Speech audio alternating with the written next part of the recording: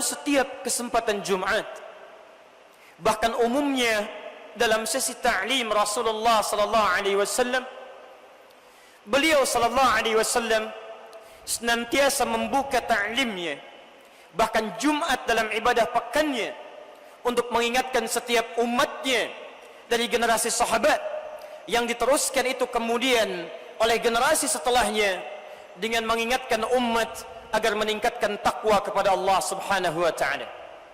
Jumat ke Jumat, ta'lim ke ta'lim, pertemuan ke pertemuan, tidak luput pembuka ta'limnya Nabi sallallahu alaihi wasallam, bahkan khutbahnya, kecuali dengan mengingatkan umat agar meningkatkan takwa kepada Allah subhanahu wa ta'ala.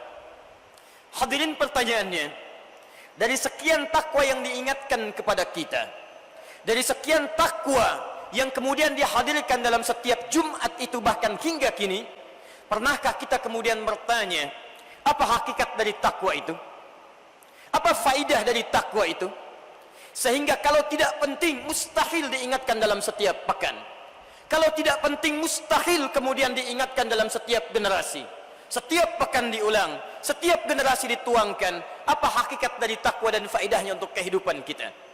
Atau jangan-jangan setiap Jumat kita datang, hanya duduk, kadang-kadang mengantuk, bahkan ada yang tertidur, mendengar pengingatan takwa, mendengar kemudian khutbah Jumat, tunaikan salat 2 rakaat, lantas pulang begitu saja.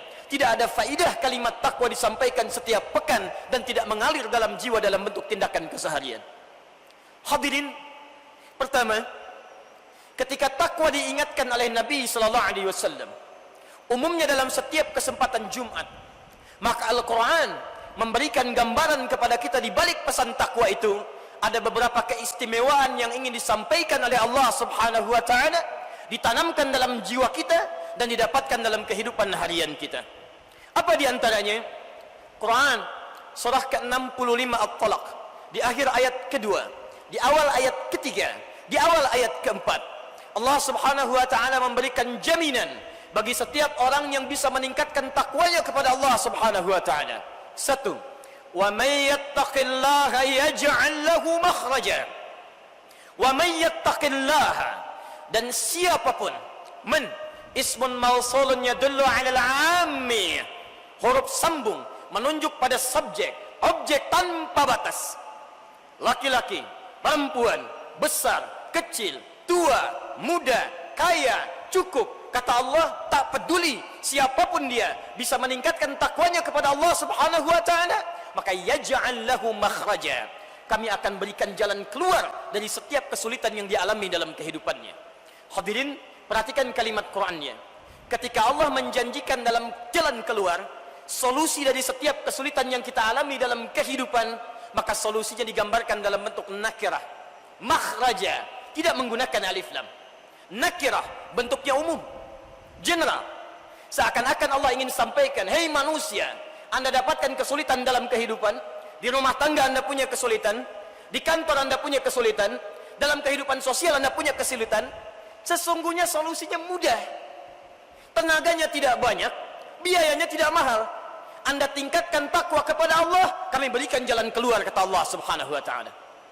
Karena itulah ketika setiap Jumat kita dikumpulkan, diingatkan oleh setiap khatib dari masa Rasulullah sallallahu alaihi wasallam sampai dengan kini, ketika dibuka kalimat khutbah dengan tingkatkan takwa, sesungguhnya kita dikembalikan oleh Allah subhanahu wa ta'ala untuk mengingat. Jangan-jangan sampai Jumat ini, bahkan di antara kita yang hadir sampai detik ini, ada yang punya masalah di rumahnya, ada yang punya persoalan di kantornya, ada yang punya kehidupan sosial yang belum pernah tuntas masalahnya. Kedudukan Anda boleh tinggi, harta Anda boleh banyak, rumah Anda boleh luas, harta Anda begitu melimpah, tapi ingat, jika Anda mendapati kesulitan tidak pernah tuntas saat ini, barangkali bukan karena jabatan yang kurang tinggi, bukan karena harta yang kurang banyak, mungkin Anda kurang takwa di hadapan Allah subhanahu wa ta'ala. Karena itulah ketika diingatkan, mari tingkatkan takwa, hakikatnya kita diminta merenung, adakah kesulitan dalam kehidupan ini yang belum tuntas akibat faktor takwa kita di hadapan Allah subhanahu wa ta'ala. Wa yarzuqhu min haitsu la yahtasib. Masya Allah. Bahkan yang kedua kata Al-Quran, jangankan urusan kesulitan dunia yang engkau alami dari sisi masalah fisiknya, sisi masalah fisikalnya, bahkan urusan materi pun yang sifatnya berupa harta dunia, kata Allah, min ghairi la yahtasib. Jangankan apa yang engkau cari, yang tidak engkau fikirkan pun aku akan antarkan ke dekatmu untuk engkau bisa nikmati. Hadirin, dalam Al-Quran rizki dibagi pada dua bagian. Pertama, Allah membuat hukum umum bagi setiap manusia yang ingin mendapatkan kenikmatan rizki dalam hidupnya, maka dibuat oleh Allah sistem yang disebut dengan ikhtiar dalam bentuk pekerjaannya. Allah tetapkan di langit rizki dan dijanjikan akan diberikan pada kita tanpa tertukar. Quran surah ke-51 ayat ke-22. Wa fis samai rizqukum wa ma tu'adun. Di langit kami tetapkan rizki kalian dan kami janjikan tidak akan pernah tertukar untuk diberikan. Setiap kita, kata Nabi sallallahu alaihi wasallam, sebelum diwafatkan oleh Allah Subhanahu wa taala, maka rizkinya akan dipenuhi sesuai dengan kemaslahatan hidup kita. Rizki di langit, kita hidup di bumi. Maka diturunkan Quran surah kedua Al-Baqarah ayat ke-29. Walladzi khalaqa lakum ma fil ardi jami'a. Maka rizki yang di langit karena kita hidupnya di bumi, diturunkan oleh Allah Subhanahu wa taala ke bumi untuk kita nikmati dalam kehidupan kita. Bumi begitu luas. Anda yang di Surabaya boleh jadi rizkinya turun di Jakarta. Orang yang di Jakarta boleh jadi rizkinya datang di Palembang. Orang di Palembang boleh jadi rizkinya turun di Papua. Karena itulah ketika konsep rizki kemudian ingin kita raih, Allah membuat sistem kehidupan yang berlaku bagi semua manusia. Di sini orang beriman, orang bertakwa, orang tidak iman, orang tidak takwa, jika mengikuti sistem yang Allah buat di sini, maka rizki bisa dia dapatkan dalam kehidupannya. Quran surah kedua Al-Baqarah ayat 168. Ya ayyuhan nas, ya ayyuhan nas, hei manusia. Manusia, kalimatnya disebutkan dengan kalimat nas 241 kali dalam Al-Quran. 5 kali manusia disebut dengan istilah Al-Quran. Kadang disebut dengan bashar, qul innama ana basharum mithlukum, 35 kali disebutkan dalam Al-Quran. Kadang disebut dengan ins, seringkali disandingkan dengan jin. Ya ma'syaral jinni wal ins wa ma khalaqtul jinna wal ins, 18 kali pasangan ini disebutkan dalam Al-Quran. Kadang disebut dengan insan, Ar-Rahman 'allama al-Quran, khalaqal insan. Bahkan surah ke-76 surah Al-Insan, hal ata 'alal insan, 65 kali disebutkan dalam Al-Quran. Di 63 ayat berbeda, di 43 surah yang tidak sama. Kadang disebut dengan Bani Adam, Quran surah ke-7 ayat 31. Ya Bani Adam khudhu zinatakum 'inda kulli masjid. 7 kali disebutkan dalam Al-Quran. Hadirin, tapi ketika Allah ingin menyebutkan tentang pendapatan rizki, tidak disebutkan kalimat bashar, tidak disebutkan kalimat ins, bukan disebutkan kalimat Bani Adam, tidak juga kalimat insan, tapi menggunakan bentuk an-nas. 241 kali disebutkan dalam Al-Quran, menunjuk pada seluruh kalangan manusia tanpa batas. Seakan-akan Quran ingin katakan, hei yang masih merasa jadi manusia, hei yang diciptakan sebagai manusia, kulu mimma fil ardi halalan tayyiba.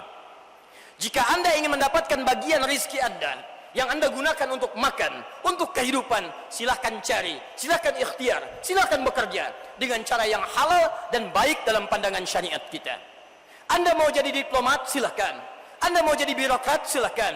Anda mau jadi pengusaha, silahkan. Yang penting ada ikhtiar ditempuh, di situ rizki Anda dapatkan. Tapi hadirin, tahukah Anda, ketika Allah ingin memberikan rizki pada orang-orang beriman dan bertakwa, Allah rubah kalimatnya, Allah tawarkan dari bentuk standar, dari bentuk yang paling cepat. Perhatikan kalimatnya. Untuk manusia umumnya, silahkan Anda bergerak berikhtiar, rizki kami kirimkan kepada Anda. Ya ayuhan nas. Ketika Allah menyebutkan orang beriman, berubah kalimatnya. Quran surah kedua Al-Baqarah ayat 172. Ya ayyuhalladzina amanu. Dari ya ayyuhan nas berubah ke ya ayyuhalladzina amanu. Hei orang-orang yang telah menyatakan dirinya beriman kepada Allah Subhanahu wa taala. Para ahli tafsir sepakat, jika ada kalimat ya ayyuhalladzina amanu, maka khitab ayat ini hanya ditujukan pada orang-orang yang telah beriman pada Allah Subhanahu wa taala. Perhatikan hadirin, ya ayyuhalladzina amanu kulu min thayyibati ma razaqnakum. Ayat pertama ya ayyuhan nasu kulu mimma fil ardi halalan thayyiba. Yang kedua, ya ayyuhalladzina amanu kulu min thayyibati ma razaqnakum. Perhatikan perbedaan serat kalimat Qur'annya. Ketika menyebutkan ya ayyuhan nas, sistem universal, silahkan cari, saya berikan. Tapi ketika menyebutkan ya ayyuhalladzina amanu, satu, kalimat halalnya dibuang, kalimat thayyibnya dijamakkan, dan ditambah dengan kalimat ma razaqnakum, kami yang dekatkan untukmu, bukan kamu yang lelah mencari rezeki di hadapanmu.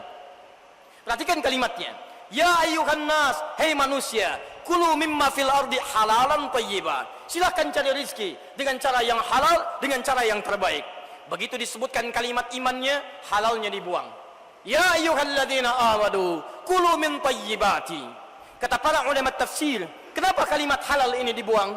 Karena orang-orang yang telah ada iman dalam jiwanya, imannya akan menuntun dia untuk mendapatkan yang halal dan tidak pernah memikirkan yang haram dalam pandangan syariat.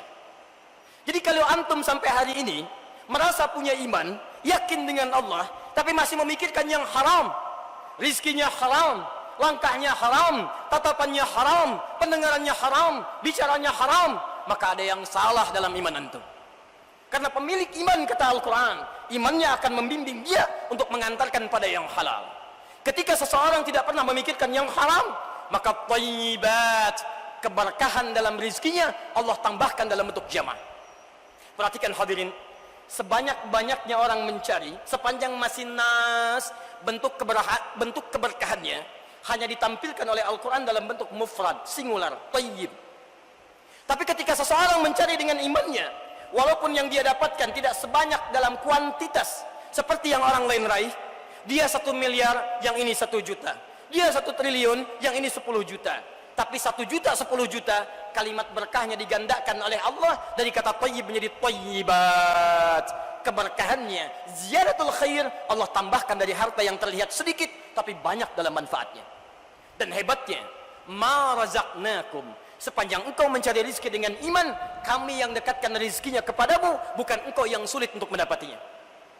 Jadi kaidah pertama, jika kita berubah dari sistem yang standar, mencari rezeki dengan iman kepada Allah Subhanahu wa taala, Allahu akbar, rezeki itu akan didekatkan oleh Allah, tidak lelah kita menempuhnya. Afwan, maaf, jika ada di antara kita sampai saat ini sulit dalam pencarian rizkinya, jalan dia telah tempuh, keringat dia dapatkan peluhnya, tapi rizki sulit dia dapati, coba dicek, bukan karena kurang hebat barangkali, antum kurang iman di hadapan Allah Subhanahu wa ta'ala. Yang paling dahsyat, takwa.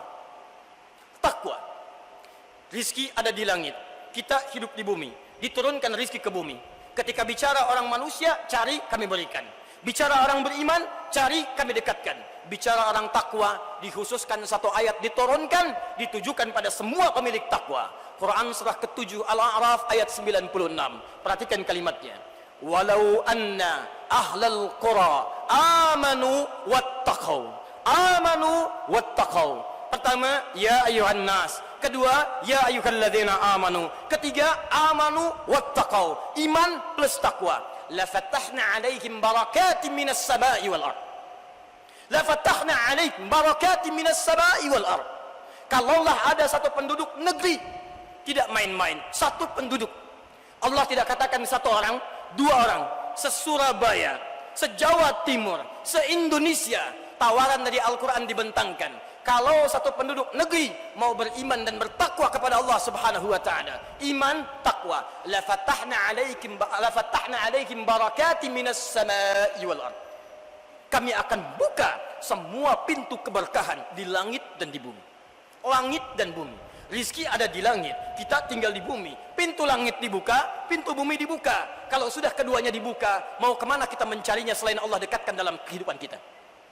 Karena itu mohon maaf, kalau kita ukur dengan ayat ini, bila ada satu komunitas tinggal, taruhlah di satu bangsa, kita ambil misalnya Indonesia atau negara yang lainnya, maaf, jika didapatkan di situ orang Islamnya banyak, mengaku beriman kepada Allah Subhanahu wa taala, pakarnya banyak dalam kehidupan, ahli ekonominya banyak, ahli hukumnya banyak, ahli politiknya banyak, tapi maaf, keberkahan belum diraih, kesuksesan belum didapat, kenyamanan hidup tidak diraih, ketenangan tidak didapatkan. Coba dicek. Barangkali kita bukan kekurangan pakar, Kita kekurangan orang yang iman dan takwa di hadapan Allah Subhanahu wa taala. Yang jadi masalah, kalau orang yang merasa muslim, yang beriman, bahkan mengatakan saya bertakwa, tiap Jumat diundang Jumatan, disampaikan tingkatkan takwa, tingkatkan takwa, tingkatkan takwa. Dan Allah sampaikan, kalau engkau mau tingkatkan takwa, saya buka pintu rezeki di langit dan di bumi. Kalau tiap pekan diingatkan tingkatkan takwa, Anda belum mau meningkatkan takwa juga, Anda butuh berapa Jumat lagi untuk meningkatkan takwa di hadapan Allah Subhanahu wa taala. Allahumma shalli wa sallim wa barik alaihi. Hadirin jemaah Jumat rahimani wa rahimakumullah. Tidak sekedar demikian. Quran, kita ambil lagi surah ke-33, ayat 71 sampai 72-nya. Lihat kalimatnya, ya ayyuhalladzina amanu taqullaha wa qulu qawlan sadida yuslih lakum a'malakum wa yaghfir lakum dhunubakum wa may yuti'illaha wa rasulahu faqad faza fawzan 'azima. Hadirin, lihat kalimatnya, perhatikan kalimatnya. Hai orang-orang yang beriman kepada Allah Subhanahu wa taala, tingkatkan takwamu kepada Allah. Kenapa ya Rabb? Kata Allah, kalau kamu mau tingkatkan takwamu kepada Allah, yuslih lakum a'malakum, kami perbaiki segala kekurangan-kekurangan, keburukan-keburukan perilaku, hal-hal yang nampak buruk dalam kehidupan, tindakan kriminalitas, sifat saling menyakiti, sifat saling mencela, sifat saling menyungkurkan, menyingkirkan, perampokan, pembunuhan. Kata Quran sederhana, engkau tingkatkan takwa kepada Allah, kami perbaiki tindakan-tindakan dalam kehidupan yang tidak bisa kita dapatkan dalam kebaikan. Jadi kalau hari ini orang Indonesia 200 juta kurang lebih muslimnya mengaku beriman kepada Allah, mengaku bertakwa kepada Allah, tapi kalau kita lihat, maaf, pencurian masih didapatkan, celaan masih didapatkan, sifat saling menyingkirkan jadi tontonan, sifat saling menyungkurkan seakan-akan jadi tuntunan sampai saat ini. Bahkan yang paling menarik, ada orang datang ke masjid pun masih sempat-sempatnya mengambil sandal orang lain, padahal dia datang ke Jumat untuk mencoba meningkatkan takwa. Dia datang mendekat kepada Allah untuk meningkatkan takwa. Kalau setiap hari klaim takwa kita dihadirkan, tapi tidak muncul kebaikan-kebaikan, harus dicek, ada yang salah dengan cara kita meningkatkan takwa di hadapan Allah Subhanahu wa taala. Hadirin, Quran surah ke-8 Al-Anfal ayat 29. Wa may yattaqillaha yukaffir anhu sayyi'atih. Siapa yang mau meningkatkan takwanya kepada Allah Subhanahu wa taala, maka kami hapuskan sifat-sifat buruk dalam kehidupannya. Kalau antum mengaku meningkatkan takwa kepada Allah, tapi masih punya sifat buruk dalam kehidupan, pada istri masih buruk, pada orang tua masih buruk, pada anak masih buruk, pada tetangga masih buruk, dengan kerabat masih buruk, ada yang salah dengan cara anda meningkatkan takwa di hadapan Allah Subhanahu wa taala. Quran surah kedua Al-Baqarah ayat 189. Wattaqullaha la'allakum tuflihun. Tingkatkan takwamu kepada Allah, kami jadikan hidupmu bahagia. Jika anda di rumah tidak bahagia, di kantor tidak bahagia, padahal tiap hari anda mencoba menjadi orang takwa, ada yang salah dengan takwa anda di hadapan Allah Subhanahu wa taala. Quran surah kedua ayat 282, ujung ayatnya, wattaqullaha wa yu'allimukumullah. Tingkatkan takwamu kepada Allah, maka kami ajarkan tambahan pengetahuan. Jika 200 juta umat Islam di Indonesia beriman kepada Allah, tapi masih tertinggal dari orang lain, jauh tingkat pendidikannya, masih ada yang terbelakang, coba cek. Anda mengklaim meningkatkan takwa kepada Allah, tapi ada yang salah dalam cara meningkatkan takwanya kepada Allah Subhanahu wa taala. Allah janjikan sekian kemuliaan takwa yang bisa kita raih dalam kehidupan. Dari mulai solusi dari kesulitan, rezeki yang mengalir datang, hingga ampunan dosa yang ditawarkan, bahkan tambahan pengetahuan. Pertanyaannya, dari sekian usaha takwa yang pernah kita lakukan, berapa di antara tawaran ini yang terwujudkan? Hadirin, jika memang itu belum kita raih, maka penting kita melihat jangan-jangan ada cara takwa kita yang belum seperti Al-Quran tuntunkan. Dalam Al-Quran secara singkat, sebelum kita berdoa pada Allah Subhanahu wa taala, kalimat takwa yang disebutkan sebanyak 115 kali dengan seluruh derivasinya itu, ittaqu, yattaqun, muttaqin, muttaqun, yattaquna. Masya Allah, seluruhnya kata para ulama umumnya terklasifikasikan, terbagi pada dua dimensi utama. Satu, al-bu'dur rabbani, dimensi yang terkait hubungan kita dengan Allah Subhanahu wa taala dalam wujud ibadah ritual. Contoh, Quran surah kedua Al-Baqarah ayat 2 sampai dengan ayat 5-nya. Di situ Allah menyebutkan kalimat takwa, kemudian menyandingkan dengan dimensi spiritual. Dzalikal kitabu la raiba fi hudan lil muttaqin. Siapa orang takwa di sini? Alladzina yu'minuna bil ghaib wa yuqimuna as-shalah wa mimma razaqnahum yunfiqun. Walladzina yu'minuna bima unzila ilaik wa bil akhirati hum yuqinun. Hadirin, satu. Kata Allah, orang takwa itu ciri pertamanya, dia mau membangun hubungan kedekatan dengan Allah Subhanahu wa taala. Kami berikan satu contoh saja. Kata Allah, satu, jika seseorang ingin meningkatkan takwanya kepada Allah, maka sempurnakan salatnya. Ketika menyebutkan kalimat salat, contoh ibadah ritual, Allah menyebutkan kalimatnya dengan menggunakan alif lam sad lam, fathah tegak di atasnya, waw ta marbutah. Ada dua hal yang menarik di sini. Satu, kalimat salat yang menggunakan bentuk jama' min ghairi tahdid. Kalimat salat dibagi tiga bagian. As-salah alif lam sad lam alif ta marbutah, bentuknya mufrad singular. Dua, alif lam sad lam waw alif ta maftuhah. Quran surah kedua ayat 238. Hafidhu 'alas shalawat, bentuk jama', al-jam'ul mahdud, jama' yang terbatas, 5 waktu. Tapi ketika disebutkan dengan alif lam sad lam fathah tegak waw ta marbutah, itu menunjukkan bentuk jama' tanpa batas, jama' ghairil mahdud. Kata para ulama, jika disebutkan jama' ghairil mahdud, maka kuantitasnya, jumlahnya tidak terbatas salat fardu, tapi ditambah dengan salat-salat sunnahnya. Seakan-akan Allah ingin sampaikan, hei, jika anda ingin meningkatkan takwa di hadapan Allah, jangan cuma ukur dengan yang fardu. Kalau cuma salat 5 waktu dalam sehari, 17 rakaat, jangankan orang yang 50 tahun, sekarang anak 5 tahun sudah ke masjid. Jangankan yang 40 tahun, anak 4 tahun sebelum adzan sudah ke masjid. Kalau anda diberikan 40 tahun, 50 tahun, 60 tahun, bahkan sudah qomat belum ke masjid juga, anda butuh berapa tahun lagi untuk meningkatkan takwa di hadapan Allah Subhanahu wa taala? Jumat yang lalu masih terlambat, Jumat sekarang nunggu qomat, Jumat besok sampai kapan, dan butuh berapa Jumat lagi anda bisa meningkatkan takwa di hadapan Allah Subhanahu wa taala? Karena itulah, jika anda ingin dipercepat kemudahannya oleh Allah, maka tingkatkan kuantitas ibadah kita di hadapan Allah Subhanahu wa taala. Tahajud anda tingkatkan, sunnah anda naikkan, maka orang-orang yang mengejar lebih daripada yang sebetulnya, lebih dari yang biasanya, maka Allah pun akan berikan lebih dari yang semestinya. Hadirin, dua, secara cepat. Kalimatnya menggunakan alif lam, ma'rifah. Seakan-akan Allah ingin sampaikan, lihat kaidahnya, ma'rifah beda dengan nakirah. Nakirah sifatnya umum, ma'rifah sifatnya khusus, ada aturannya, ada ketentuannya, tidak boleh bebas ditinggalkan, tidak boleh bebas dilakukan. Perhatikan kalimatnya, ketika menyebutkan bentuk salat, Allah tanamkan alif lamnya. Al-Baqarah ayat ketiga, alladzina yu'minuna bil ghaib wa yuqimunas shalah. 43, wa aqimus shalah. 45, wasta'inu bis sabri was shalah. 153, ya ayyuhalladzina amanu ista'inu bis sabri was shalah. Quran surah 11, 114, aqimis shalah. Quran surah 17 ayat 78, aqimis shalah. Quran surah 29 ayat ke-45, wa aqimis shalah. Ada alif lamnya. Hadirin, ketika alif lam itu muncul, maka kata para ulama, salat yang dimaksudkan bukan salat biasa, tapi seperti Nabi SAW menuntun kita dalam menunaikan prakteknya. Pertanyaannya, maaf, dari sekian salat yang pernah kita tunaikan, berapa banyak salat kita sesuai dengan tuntunan Nabi SAW? Contoh kecil, mohon maafkan bahasa khetib kalau kurang menyenangkan. Ada isyarat dalam Al-Quran, bahkan orang salat pun ada yang tidak paham, tidak mengerti apa yang dibaca dan dilakukan dalam salatnya.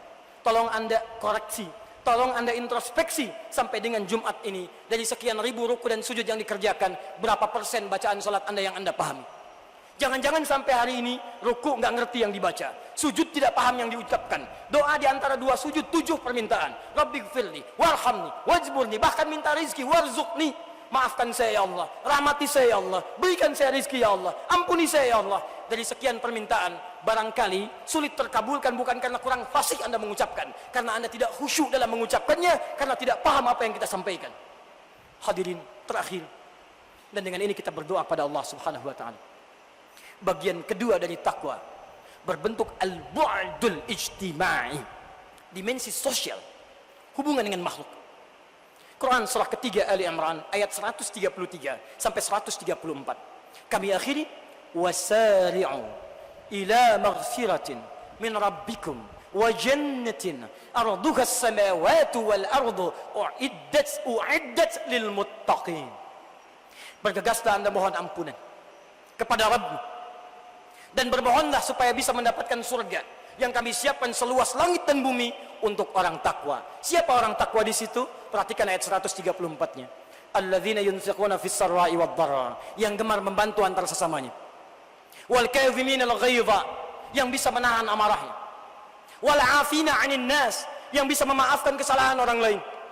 Wallahu yuhibbul muhsinin, dan Allah cinta orang-orang baik. Ketika menyebut ciri takwa yang kedua, Allah tidak menyebutkan ibadah ritual, tapi ibadah sosial. Kata para ulama tafsir, ini seakan-akan ini menunjuk sayap yang lain di antara sayap yang satunya. Satu sayap ibadah, dua sayap terkait dengan muamalah sosial. Kata para ulama tafsir, ayat ini jelas menunjuk, maaf, jika ada orang yang rajin ibadahnya, rajin salatnya, rajin puasanya, rajin baca Al-Qur'annya, tapi buruk hubungan sosialnya, maka ada yang tidak sempurna dalam takwanya. Silahkan Anda cek. Anda rajin salat, rajin puasa, rajin ta'lim, tapi lisan Anda rajin mencela orang lain. Sikap Anda rajin menyakiti orang lain. Yang paling aneh, maaf, kita tahu hadisnya, kita tahu ayatnya. Al-mu'mini lil mu'mini kal bunyani yashuddu ba'du ba'da. Mukmin satu dengan yang lainnya saling menguatkan. Yang terjadi saat ini, Anda salat, Anda puasa, Anda baca Al-Qur'an, kenapa Anda saling merasahkan? Kenapa Anda saling menghinakan? Kenapa Anda saling memisahkan? Kenapa Anda saling merusak satu dengan yang lainnya? Ada orang ikut pengajian, yang satu mempersoalkan, kemudian terjadi kerusuhan. Yang terjadi, kenapa pihak yang ketiga kemudian menjadi kompor untuk menghadirkan permusuhan di antara keduanya? Padahal Al-Quran menyebutkan, innamal mu'minuna ikhwah, faslihu baina akhwaikum. Kalau dua ada yang berselisih, sepanjang satu beriman, Anda jangan jadi kompor. Anda hadir untuk bisa mengislahkan di antara keduanya. Tetangga Anda kebakaran, Anda orang beriman, alih-alih Anda menolong, Anda tahu hadisnya, Anda sibuk memvideokannya. Tetangga Anda kebanjiran, Anda beriman, alih-alih Anda membantunya, Anda sibuk memvideokannya. Anda sibuk memotonya. Di mana iman Anda di hadapan Allah Subhanahu wa taala? Karena itulah tidak sedikit di hadis Muslim, nomor hadis 5611, riwayat sahabat Abu Hurairah radhiyallahu taala anhu. Ada orang yang disebut muflis oleh Nabi sallallahu alaihi wasallam. Bahkan rajin salatnya, rajin puasanya, rajin hajinya, tapi maaf, rajin mencela orang lain, rajin menyakiti orang lain, rajin berselisih, rajin menumpahkan darah. Tukhadhu hadza min hasanati wa hadza min hasanati. Ditukar ibadahnya dengan segala keburukannya. Tersisa fa in fadiyat hasanatuhu, habis kebaikannya, tersisa keburukannya, faturiha finnar, maka diberikan keburukan ini kepada orang tadi dan dilemparkan ke dalam neraka. Karena itu, di akhir khutbah ini, sebelum kita berdoa, saya ingin mengajak kepada kita semua, ayo kita berubah. Ayo kita kembali menghadirkan takwa dalam kehidupan. Kita mendambakan umat di negeri ini, umat yang satu. Kita mendambakan negeri ini bangkit dari segala ketertinggalan. Kita harus kirim sinyal ke dunia bahwa umat Islam di Indonesia, ayo kita mulai dari Ar-Rasyad, ayo kita mulai dari Surabaya ini, tunjukkan pada dunia bahwa Anda memiliki hak takwa yang sebenar-benarnya, bahwa real takwa Anda miliki dengan sebaik-baiknya. Tingkatkan ibadah Anda kepada Allah dan bangun kehidupan sosial yang terbaik dengan sekitaran teman-teman kita. Hadirin, mari kita tunjukkan dan kita mohonkan kepada Allah Subhanahu wa taala dengan ikhtiar kita di hari terbaik ini, Sayyidul Ayyam, di Jumat yang berkah ini. Semoga Allah Subhanahu wa taala melembutkan hati kita, menyatukan kita semua, dan dengan itu semua insya Allah kita tunjukkan pada dunia, dari Indonesia ini orang Islam yang muncul orang yang paling taat di hadapan Allah Subhanahu wa taala, plus mendapatkan kemakmuran dengan kekompakan dan kerukunan di antara kita bersama.